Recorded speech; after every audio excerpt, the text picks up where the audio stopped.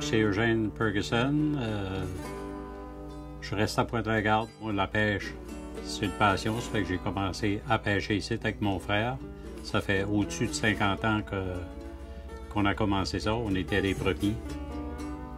Puis, on n'avait pas des choses spéciales pour pêcher les perlants, des gros hameçons, des gros appâts. Mais là, à cette heure, je prends les hameçons les plus chers qu'il y a. Il faut que ça soit vraiment pointu comme une aiguille.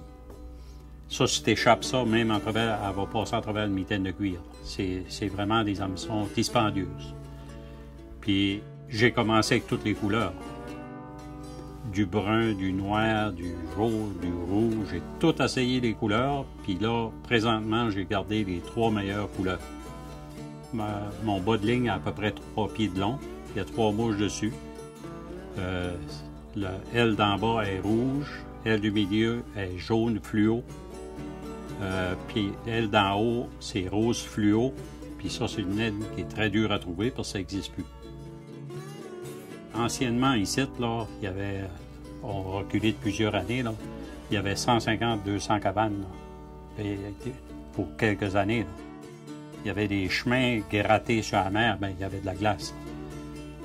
Mais là, tu sais, tu rencontres n'importe qui, tu joues avec, puis c'était comme une communauté ici, sur la glace, puis tu allais visiter le monde. Admettons, tu prenais ton quota, tu t'arrêtais, puis là, tu allais voir un, puis tu allais voir l'autre pour jaser, pour voir si ça pognait. Puis moi, ce que j'aimais beaucoup, c'est quand j'allais pêcher, puis moi, ça dans le temps, en tout cas, ça prenait pas longtemps à faire mon quota. Puis là, ben, ce que je faisais, je me promenais, puis quand je voyais où il y avait des enfants qui étaient après pêcher, mais là, j'allais les aider. J'allais les enseigner comment faire pour prendre du poisson. Puis bien souvent, mais aux jeunes, je donnais mes lignes. Parce que moi, faire des lignes, c'est pas un problème pour moi, c'est moi qui ai fait. Fait que là, eux autres s'amusaient avec ça, puis là, ils prenaient du poisson, puis là, tu les entendais rire. Un merci, là, ça vaut 1000 mots. Tu vas voir tantôt, je vais t'habiller comme un ours. J'ai un bas de soute, j'ai des bonnes bottes.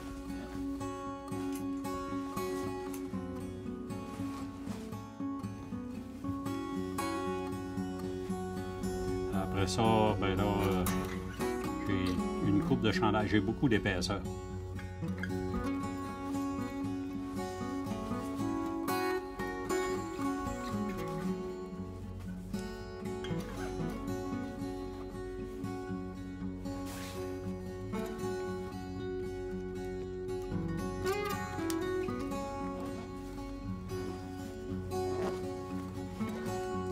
Puis j'ai mon gros manteau qui va par là-dessus. Les belles petites mitaines. Mais les vrais Gaspésiens, on n'a pas peur de l'hiver. On est habitué qu'une tempête de neige, une tempête de neige, moins 30, c'est moins 30. C'est tout. Qu'il fasse moins 30 dehors, ça ne m'empêchera pas de faire mes activités pareilles. C'est sûr.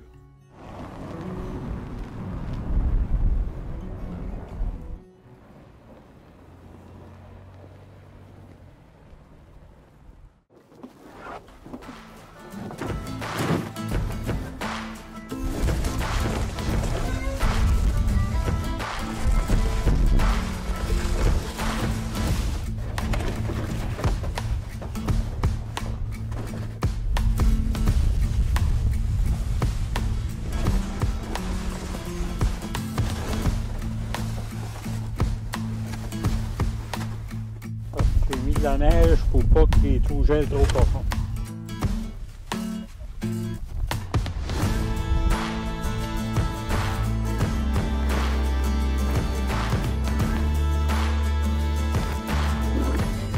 Là, je suis en train de ôter la neige puis la glace que je viens de descendre, percer là. Après ça, je vais mettre mes appâts dans le fond. Parce que là, vu que la mer n'a pas décollé, les appâts vont aller à la bonne place tout de suite.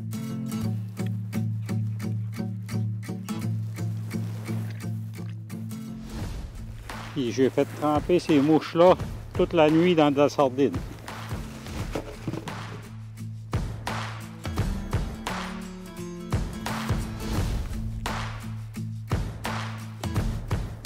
Après ça, je vais mettre un petit peu de potion magique. Ça, c'est du gruau puis de la sardine.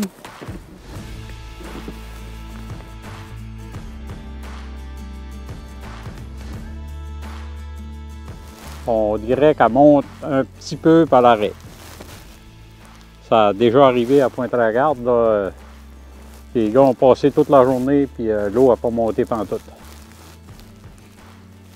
Mais là, elle n'a pas le choix de monter parce que c'est les marées, c'est les lunes, c'est la lune blanche en plus.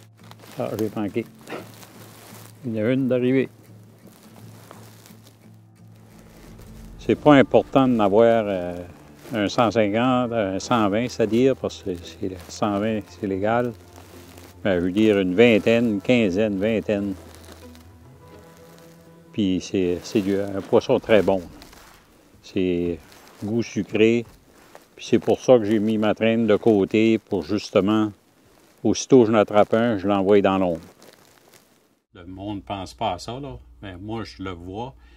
Si tu mets de l'éperlan là, à moins 20 sur la glace, en plein soleil, il ne gèlera pas dur blanc. Il va rester mou un petit peu. Puis ça, c'est le soleil, parce que le dos du poisson est vert foncé un peu, puis le foncé attire la chaleur. Même à moins 1, si j'ai une traîne de travers, puis il ne voit pas le soleil, il jette.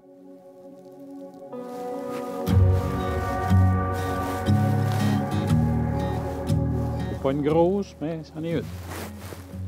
Il y a plus gros, puis il y a plus petit. En le mettant à l'ombre comme ça, il va venir blanc. Comme nous autres, quand on pêchait commerciaux, mais quand on sortait de filet, on avait une grande glace de fête. Puis là, on jouait là-dedans jusqu'à temps que toutes les perlants soient gelés. Après ça, on mettait dans une boîte.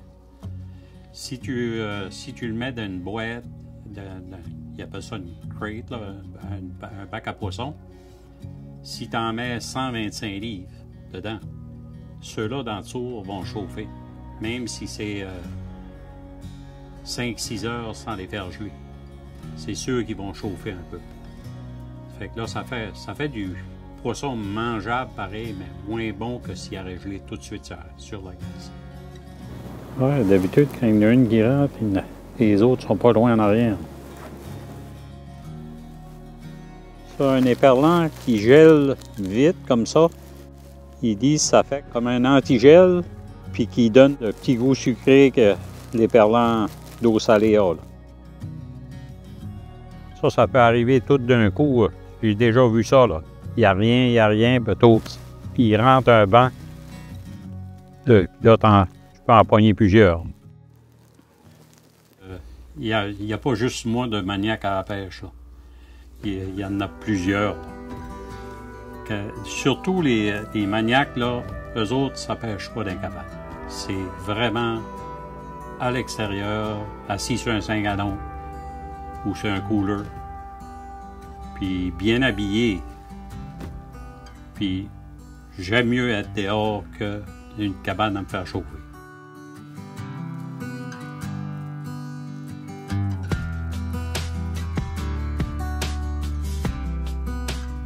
La pêche, ben, le poisson, c'est secondaire. C'est sûr que quand ça mord, c'est plus le fun, là. C'est comme aller au saumon. Tu peux pas dire, je vais au saumon, prends du saumon. C'est pas à l'épicerie, là. Il y en a qui touchent, mais qui veulent pas pogner.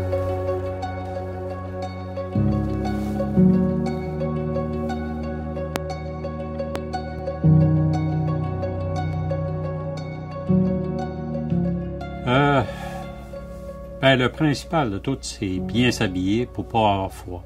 Parce que si tu vas la première fois pêcher, puis tu pognes des frissons, puis tu sors de là, tu es gelé, tu ne retourneras pas.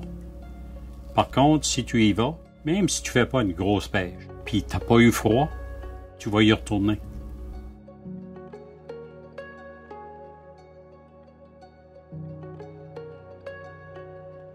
Oui, j'y ai été, mais je faisais pas de miracle. Des fois une vingtaine, des fois 15. J'ai fait une pêche de 120 cette année. Excusez, c'est pas normal parce que moi, 120, là, c'était facile. Mais là, le facile n'existe plus. Puis ça va avoir pas juste l'impact. L'éperlan, oui, ça va avoir un impact sur beaucoup d'espèces. Là, ici, on a Miguacha. Moi, j'amène toujours un panier comme ça parce que c'est facile à rincer. J'ai venu cette année, il faisait moins 21. Là, les gants étaient gelés, puis admettons, moi aussi.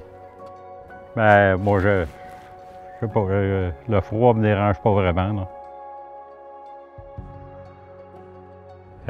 Faut regarder par terre comme qu'on fait depuis tout à l'heure pour trouver les trous où ils sortent pour se nourrir. Puis, eux autres aspirent de l'eau, puis ils prennent leur nourriture. Faut que la marée, faut que ça donne le temps de la lune, surtout à la lune noire. La lune noire, on dirait qu'elle baisse plus.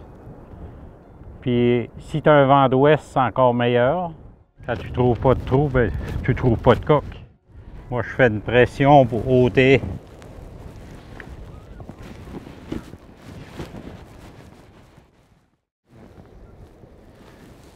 Un coq illégal. Ôter de la pression pour pas casser le coq. Après ça, tu viens à côté.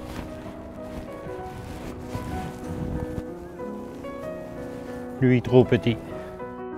Faut que tu aies une bonne capacité pour creuser des coques. Moi, j'aime ça. Ça me tient en forme. Puis... En réalité, mais c'est plus facile dans l'eau à creuser parce que tu n'as pas besoin d'ôter la pression sur le coq.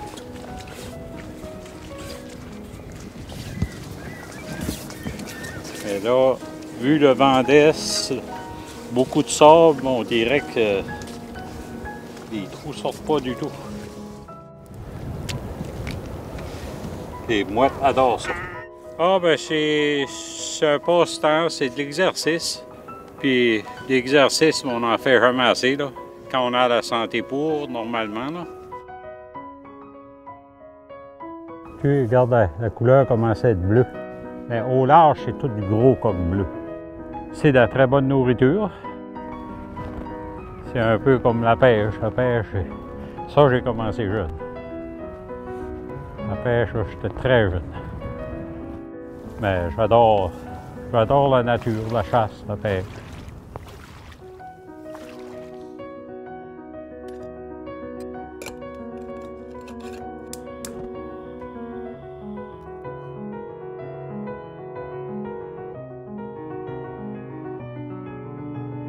Je t'écris d'une chambre de motel au milieu du blizzard, des aiguilles dans la gorge. Le jour où ils ont fermé le fleuve, l'autoroute, la passe. Parce que la tempête a dévoré l'air avec le ciel et la terre. Les gens dans l'oubli de la chance qu'ils ont. Du peu de souffle, des métastases. Un reste de néon, 2 lettres manquantes, 3 lettres pulsées grésillant une prière.